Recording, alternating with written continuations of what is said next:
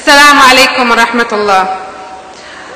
I'll speak in English because this is a message to everyone here and to the rest of the world, and because my first language is English after I lived for 28 years in the UK.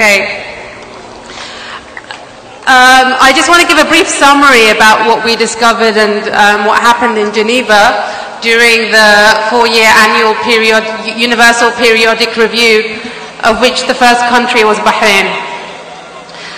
Firstly, around 40 countries made the following 3 key recommendations. The first being the accountability of all senior officials responsible for torturing hundreds of victims and prisoners. This is the first key demand and recommendation that was made by scores of countries. So the message is loud and clear that this country needs accountability and it needs justice for the victims. The second recommendation that was made is about a genuine and inclusive dialogue that is representative of the makeup of the people of this country. So this was an important message to be had by that needed to be heard, that a strong party like Wafaq needed to hear this from the rest of the world, and hopefully it will be responded to very soon.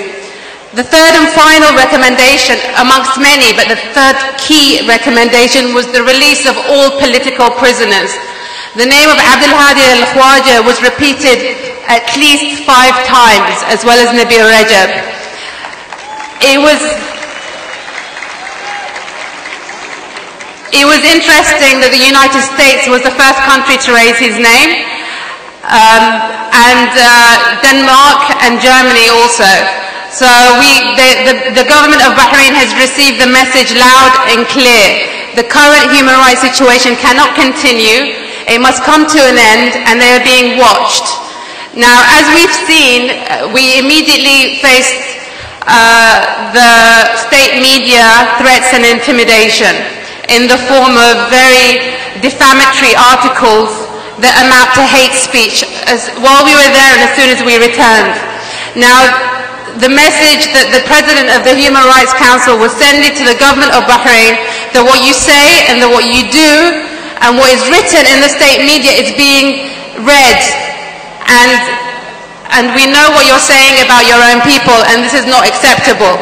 So that message was sent very strongly last Friday, and I think it's been received, and because of that, this brave and noble delegation is being summoned for interrogation. Now, I've been receiving a lot of messages about petitions that are being raised to protect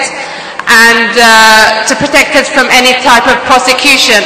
My response has been that our job as activists who have loud voices is to protect you, is to protect the people, is to protect the prisoners of conscience in prison. We are not interested in protecting ourselves. We have enough protection because we spoke the loudest. But it's the unknown people in prison who have no one to defend them that need everyone's protection.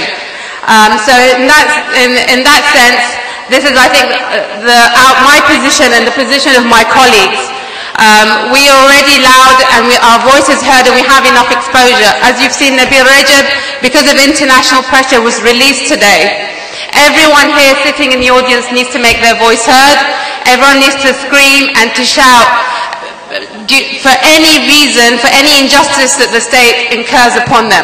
So I just wanted to give you that clear message and to thank you all for coming here today and to tell you that you're not forgotten and that you are being heard and the rest of the world is listening and watching, and slowly we are going to see the results, because this regime is increasingly becoming marginalized. It's embarrassing itself before we need to embarrass it, because it behaves in a way where it shoots itself in its own foot. Thank you very much.